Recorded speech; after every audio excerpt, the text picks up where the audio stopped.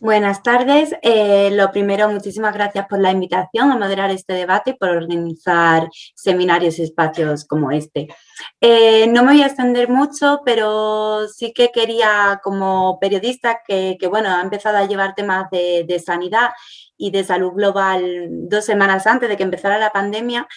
He aprendido muchísimo de la importancia de la salud global gracias a las organizaciones que estáis hoy aquí. Entonces me parecía importante recalcar todo el trabajo que estáis haciendo desde la Asociación por un Acceso Justo al Medicamento, Médicos Sin Fronteras, Salud por Derecho, ¿no? Por conseguir que todas las personas, independientemente de la renta del país en el que viven o independientemente del dinero que tengan acceso a los servicios sanitarios y a los medicamentos. Es un problema, evidentemente, que viene desde hace muchísimo tiempo. De hecho, la lucha ¿no? y el trabajo que estáis haciendo desde hace muchísimos años, pero creo que la pandemia ha puesto esto en el foco y ha hecho que muchas más personas, sobre todo en los países ricos, seamos conscientes de estos problemas y además esperemos que sí, que si se queda algo bueno de la pandemia es que en el futuro no se pierda y que ya nos demos cuenta y que se mantenga.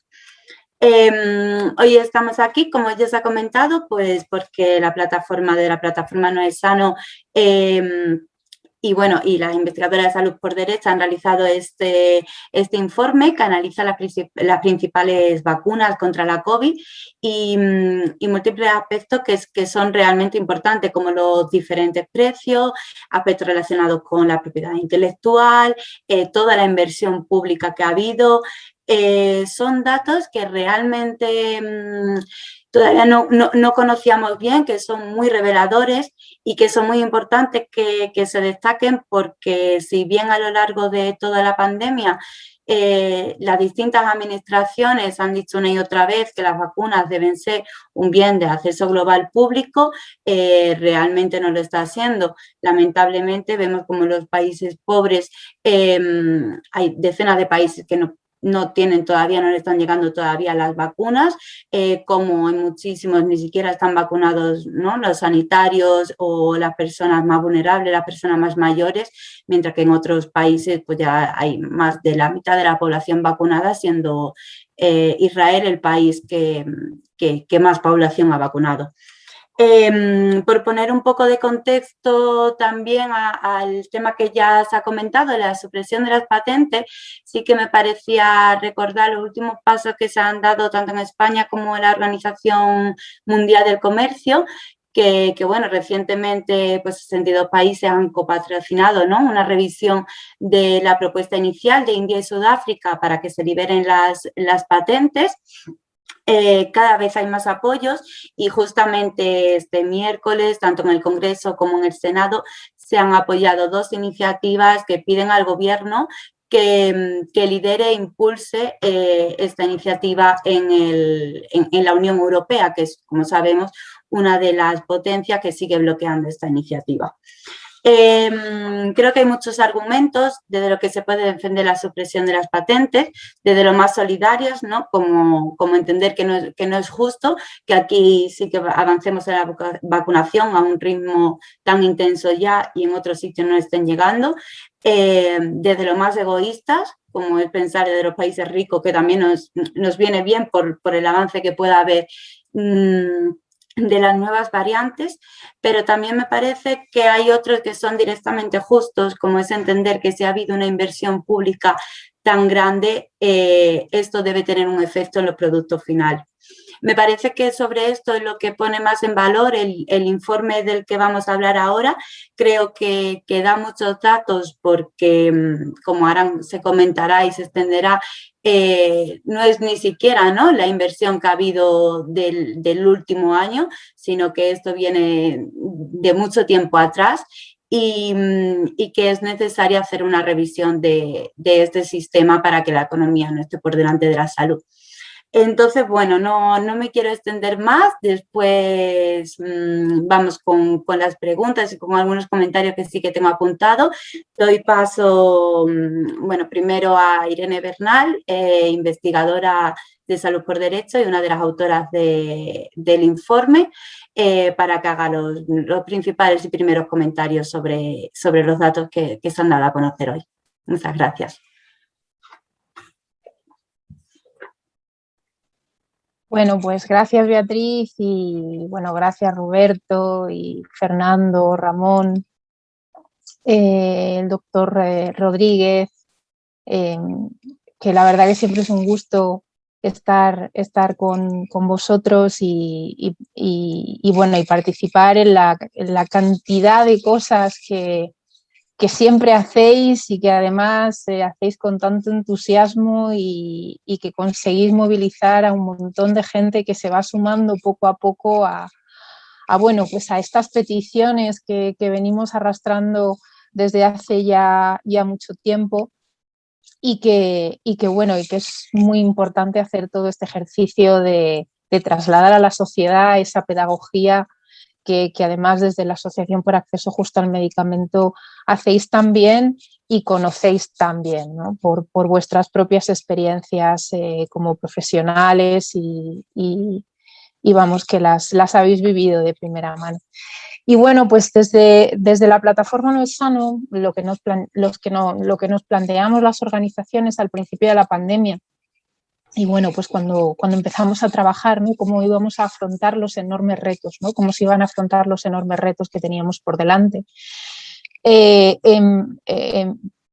Pues bueno, a lo largo de todos esos meses y tal y como se iban desarrollando los acontecimientos, es verdad que recibimos con muy buena noticia, ¿no? Esta declaración de los líderes en mayo de 2020 en el que dijeron que, bueno, pues que en este caso las vacunas y las tecnologías sanitarias para luchar contra la COVID serían considerados como bienes públicos globales y ese fue el punto de partida de este informe, decir, bueno, vamos a ver qué ha pasado, ¿no? ¿Por qué nos encontramos en la situación que nos encontramos? ¿Por qué percibimos cada vez, bueno, pues por los datos que nos llegan, que hay estos desequilibrios, estas inequidades y estas injusticias en el acceso a la vacuna? Y vamos a ver un poquito y escarbar qué hay detrás, ¿no? Y esos fueron un poco los elementos que nos movieron a esto.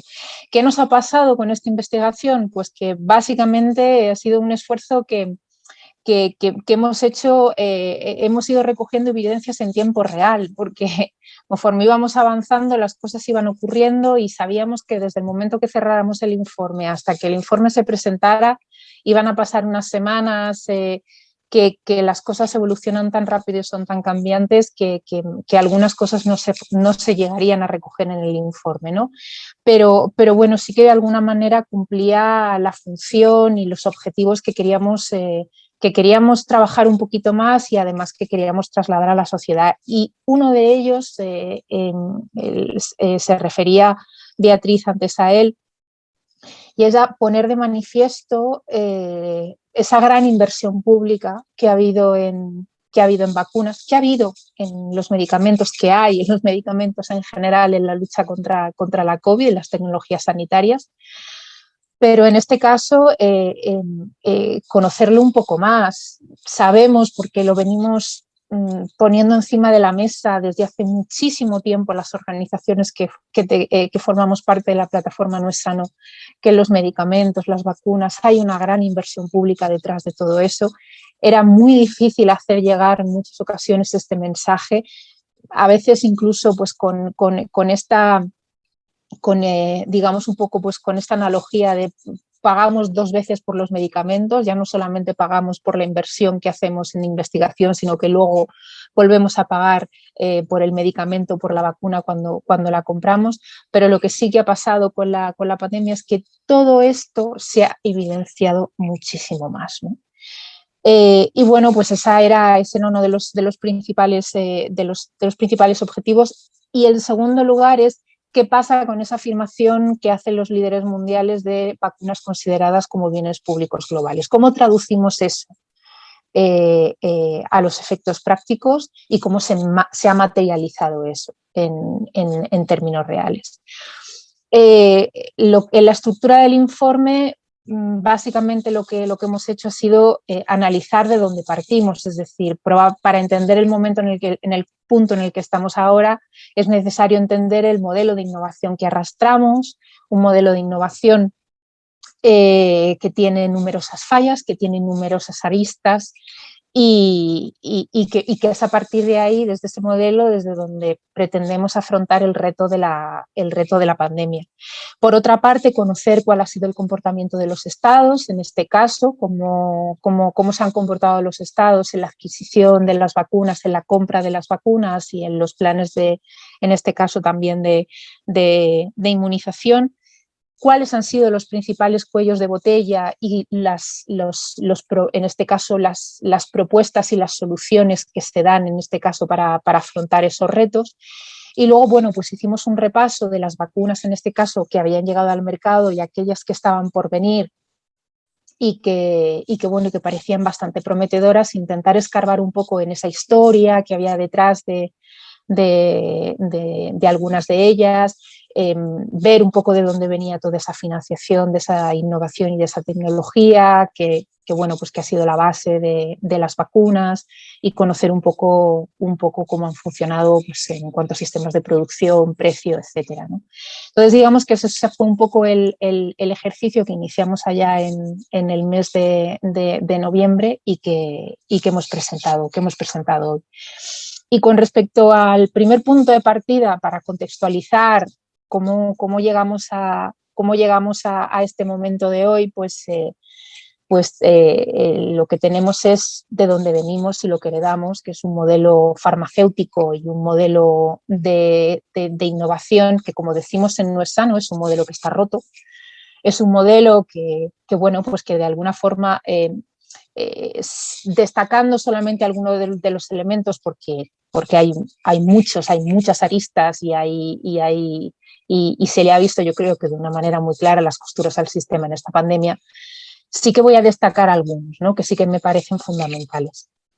El primero de ellos es que al final es un sistema muy opaco, es un sistema donde hay una enorme falta de transparencia que afecta absolutamente a todo el proceso desde el inicio hasta que llega el medicamento o la vacuna al paciente o a las personas, ¿no? Y tiene que ver con el desconocimiento que tenemos sobre cuánta inversión hay en I+D. Ya no solamente la pública, a la que podamos llegar a tener acceso y contabilizar de alguna manera, pero se desconoce completamente la privada y en este caso por parte de la aportación de la industria. Desconocemos cuáles han sido en este caso los gastos de producción, de distribución, etcétera. Digamos, aquellos elementos básicos, sencillos, que te permitirían saber cuál es la estructura en este caso, pues por ejemplo, del precio, ¿no?, de un medicamento. Pero eso también se traslada a los espacios de decisión política que tienen que ver, en este caso, pues por ejemplo, pues con los procesos de fijación de precio, con los ensayos clínicos y los resultados de los ensayos clínicos. Digamos que, con todos los, como hemos visto, pues es un ejercicio normal, esas negociaciones a puerta cerrada y esos contratos donde el secretismo y la confidencialidad es la arquitectura, ¿no?, que los envuelve y los rodea. Y eso que precisamente estábamos desde la campaña No es Sano y las organizaciones que estamos aquí hemos denunciado tantas y tantas veces la necesidad de cambiar esos mecanismos y de hacer una política más transparente, pues en la pandemia, pues yo recuerdo hablando o bien con medios de comunicación, periodistas o en estos espacios, ¿no?, donde, pues es que fíjate, es que no se puede tener acceso a los contratos que han firmado las farmacéuticas. Y era como decir, pues bienvenido a nuestro mundo. Esto es lo que veníamos desde hacía mucho tiempo denunciando que ocurría, que lo estábamos permitiendo y que eran mecanismos que tenían que cambiar. España ha dado algunos pequeños pasos después de la presión que hemos ejercido durante muchos años. También la OMS ha puesto en marcha algunas resoluciones, pero en materia de transparencia está absolutamente todo por hacer, ¿no? Y yo creo que ahora más que nunca se evidencia que es muy necesario. Pero acompañado de esa falta de transparencia lo que tiene el sistema de innovación y el sistema actual de política farmacéutica es que tiene toda una arquitectura de propiedad intelectual que está al servicio de proteger, en este caso, pues, los intereses del negocio de la industria, en el que de manera casi todo el rato recurrente, ¿no? Se habla de la patente como el incentivo y es como, no, perdona, el incentivo es la gran inversión pública que hay detrás y que es, digamos, lo que mueve esa investigación, ¿no? Y la patente pues es ese negocio que al final termina en ese monopolio que genera precios abusivos y barreras en el acceso. Esos elementos que de alguna manera lo que impiden es el ejercicio efectivo de un derecho, que es el derecho a la salud, que es el derecho a curarse. Uno no decide ponerse enfermo, se pone enfermo. Uno puede decidir en un momento determinado comprarse un móvil mejor que otro, pero uno no decide ponerse enfermo. Y es un derecho el sanarse, el curarse. Y hacer efectivo ese derecho pasa por tener medicamentos asequibles. Y los monopolios que generan en este caso la arquitectura de la propiedad intelectual, bueno, es un asunto que está evidenciado, que supone una barrera. Lo hemos visto no solamente ahora con todo lo que está pasando en la pandemia, pues lo venimos a lo largo de todos estos años denunciando pues, con otros medicamentos para el VIH, medicamentos para la hepatitis C, medicamentos contra el cáncer, una cantidad de situaciones y de contextos que ya hemos vivido antes, ¿no? Entonces, ese es el modelo, ¿no? en el que estamos.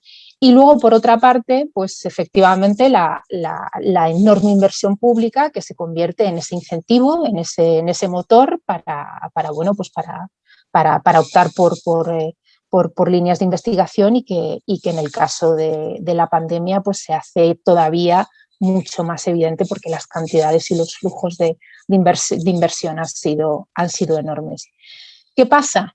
Y ese es el contexto del que partimos y el contexto al que llegamos ahora mismo. ¿Qué ocurre? Que afrontamos una pandemia desde esta lógica de sistema, afrontamos una pandemia, en este caso, desde esa lógica del mercado, con un business as usual, es decir, pues bueno, pues tal y como veníamos gestionando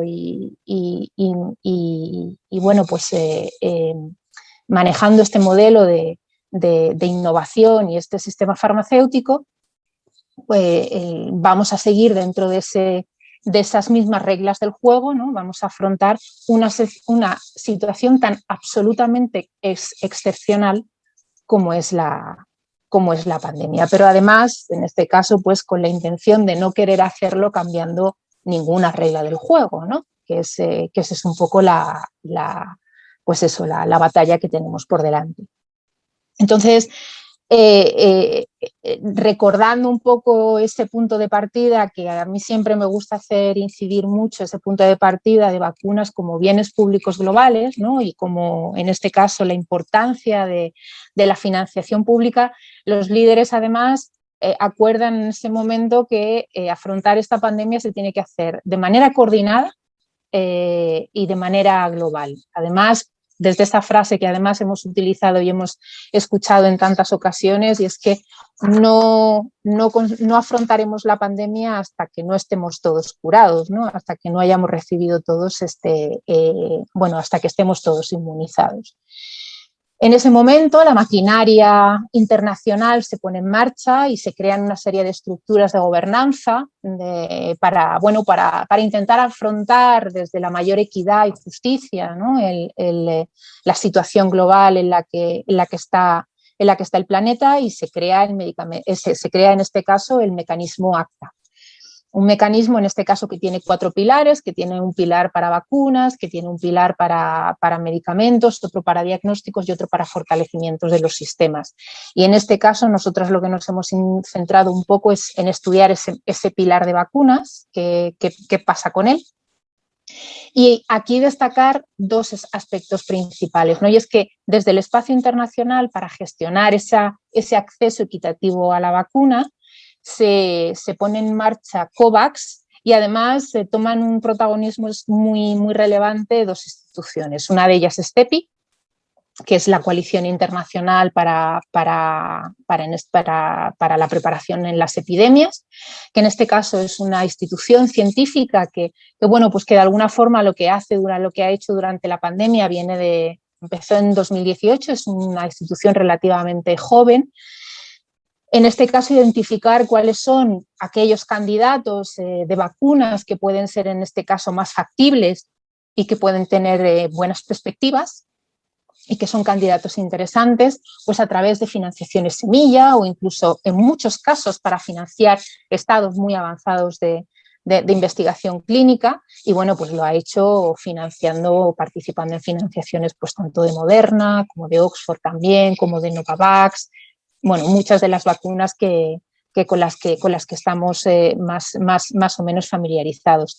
Y en este caso, Gavi distribuyendo esas vacunas. Y además Gavi en este caso con la misión concreta de hacer llegar vacunas a los países de rentas más bajas, países menos adelantados. Y además en este caso con un compromiso muy concreto y es de conseguir llegar a inmunizar a un 20% de la población, de las poblaciones más vulnerables de lo que ellos definen los países elegibles, que en este caso son 92. Esas son las decisiones, las grandes decisiones que se toman en esos espacios internacionales. Todo ello pasa por una financiación directamente, por una financiación pública. Y bueno, pues en lo que se refiere exclusivamente a financiación en I+D, en una acción final, como acción finalista, en el informe lo que hemos hecho ha sido recurrir a los datos del Centro de Salud Global de Ginebra, intentando sobre todo el objetivo de perimetrar cuál es esa financiación en I+D, ¿no?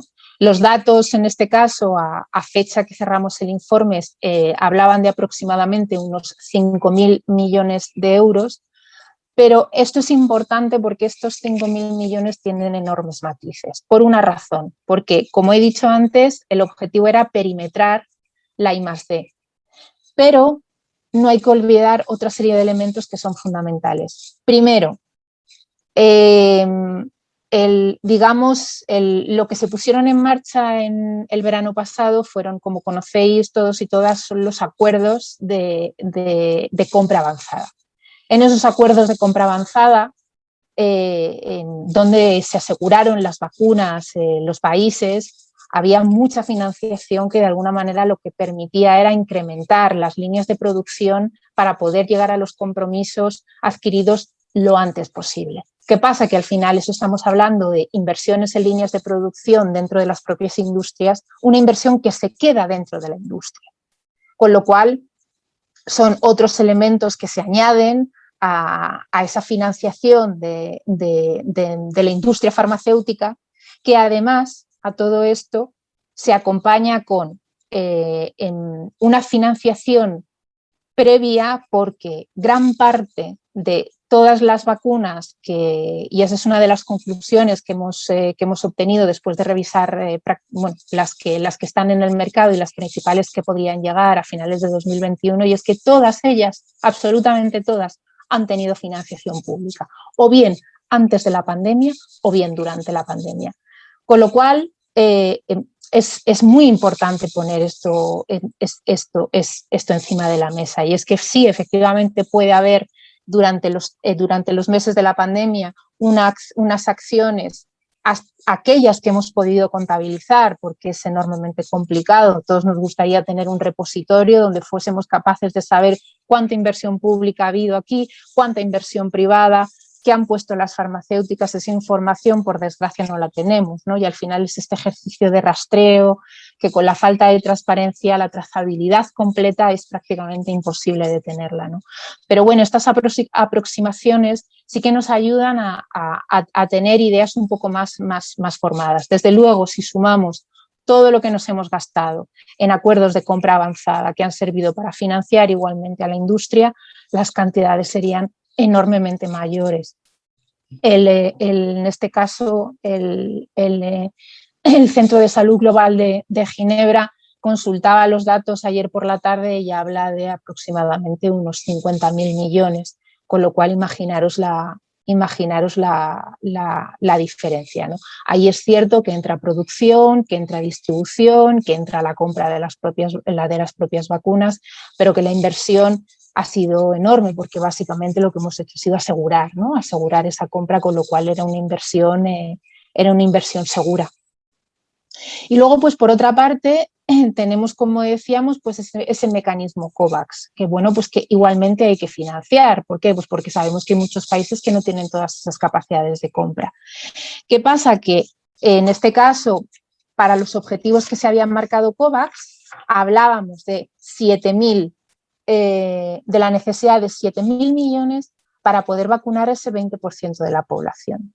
Ahora mismo creo que están aproximadamente rondan los 6.000 millones. No han llegado a conseguir estos 7.000, pero el esfuerzo que están haciendo los países es optar por la vía de la donación. Es decir, como además, como bien sabéis, hay en el Serum Institute de la India, que es el principal productor de vacunas que están llegando a los países menos adelantados, ahora mismo no está exportando vacunas, pues lo que han intentado hacer desde los espacios internacionales es animar a la donación, en este caso de vacunas y de excedente. Pero ¿eso qué es? Pues desde nuestro punto de vista, un parche. No está mal, puede en un momento determinado afrontar una situación de emergencia, pero aquí estamos hablando de un problema mucho más estructural. Y estamos hablando de solucionar un problema en el que los propios países tengan las capacidades suficientes para poder afrontar estos retos, ¿no? Y al final una donación no nos va a sacar del apuro, desde luego, a medio y a largo plazo. ¿Qué ha pasado con la adquisición de las vacunas? Pues que a pesar de que dijimos que eran bienes públicos globales, el mismo día que estábamos diciendo que eran bienes públicos globales los líderes, pues estábamos negociando con la industria farmacéutica compras bueno, pues para cubrir la inmunización en los países ricos. Y además empezó casi una carrera a contrarreloj, ¿no? En el que pues eran frecuentes todos estos anuncios de un montón de acuerdos que se iban firmando con diferentes compañías, con Pfizer-BioNTech, con AstraZeneca, con Moderna,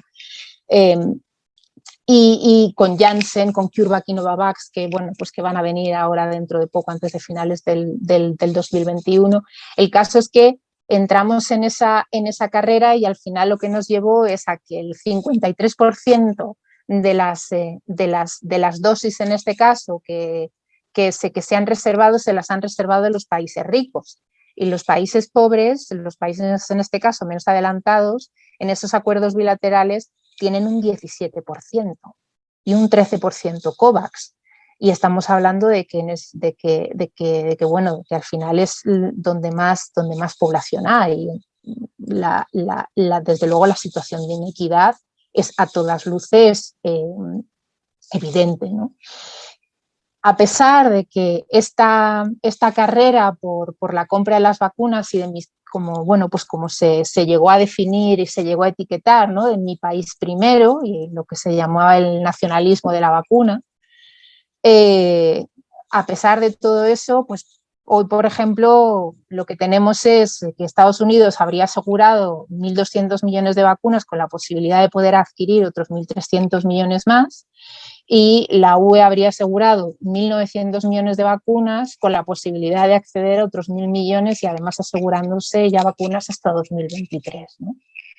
Con lo cual, en este caso, ¿qué pasa? Que en la medida en la que los países ricos acaparamos vacunas, las posibilidades de acceder a las vacunas en países menos adelantados, que además tienen menos capacidades de negociación, es mucho más complicado y mucho más difícil. Y además, en ese caso, ¿qué pasa? Que en esa situación de debilidad, de una posición de negociación mucho más débil, en realidad lo que afecta directamente es al acceso, a los tiempos en el acceso y también al precio, ¿no? Con lo cual, una una evidencia más, ¿no?, de la inequidad. Además, bueno, para nosotros un dato también muy importante era intentar hacer predicciones, intentar saber, bueno, pues en qué punto o en qué momento conseguiremos tener una dinámica de vacunación homogénea absolutamente en todo el mundo. Bueno, pues en esos países menos adelantados, hasta el 2023 no lograrían alcanzar ese ritmo de vacunación, cuando aquí en Europa estamos hablando de que el 70% de la población queremos tenerla inmunizada en verano. O sea, unas situaciones, en este caso, que a todas luces son completamente injustas, ¿no? Y bueno, pues como comentaba Beatriz al principio, pues tienes las situaciones de, bueno, pues países como Israel, que están por encima, tienen más de la mitad de su población ya vacunada, cerca del 62-63%, Estados Unidos, que está llegando también al 50%, la Unión Europea más ralentizada, pero cogiendo esa velocidad de crucero y, bueno, pues diciendo que llegaremos a ese 70% en el mes de verano, pero luego tienes otros países como Níger, por ejemplo, que han administrado 1.500 dosis. O tienes otros países como, por ejemplo, Honduras, que han vacunado solamente a un 0,6% de la población. Entonces, bueno, pues desde luego esto no responde, esta situación ahora mismo no responde a ese punto de partida que hablaban los líderes globales, los líderes mundiales en el mes de mayo de acceso a las vacunas para todos al mismo tiempo y como bienes públicos globales, ¿no? Pero además, la industria lo que nos traslada es que para conseguir ese 75% de inmunización, ese número mágico al que queremos llegar, necesitaríamos aproximadamente 12.000 millones de dosis. Por las sumas que hacemos, llegaríamos a los 9.500. Y es en este caso lo que dice la industria farmacéutica que podría llegar a producir anualmente. A fecha de esta semana, los datos rondaban de vacunas distribuidas de aproximadamente unos 1.500 millones, o sea que todavía nos quedaría mucho para llegar a esas cantidades, ¿no? Pero desde luego lo que está claro es que no se responde a la demanda a la demanda global que tenemos, ¿no? Pero esa no respuesta lo que sí que tiene es muy bien identificado cuál es el problema y lo tiene muy identificado. Yo creo que además es probablemente de la unanimidad más extendida, ¿no? Y es en este caso el cuello de botella es la producción. Vale, hay que producir más vacunas, pero también hay que producir, en este caso, las líneas, en este caso de producción, también hay que tener en cuenta no solamente la vacuna en sí, sino todos los elementos que la componen, es decir, tenemos que tener la materia prima, los componentes, los viales, bueno, las jeringuillas, es decir, todo lo que nos permitiría poder llevar ese ejercicio de inmunización completo. En este caso, si sabemos que es la producción, generemos mecanismos para poder tener esa producción a gran escala, que es, en este caso, a fin de cuentas, lo que necesitamos y lo que necesitamos de manera muy urgente. Con lo cual, el diagnóstico lo tenemos claro, sabemos cuál es el problema, pongamos medidas encima de la mesa para poder afrontarlo. ¿Qué ocurre? Que todo esto, ¿por qué pasa? O digamos un poco por qué pasaría fundamentalmente, por compartir el conocimiento.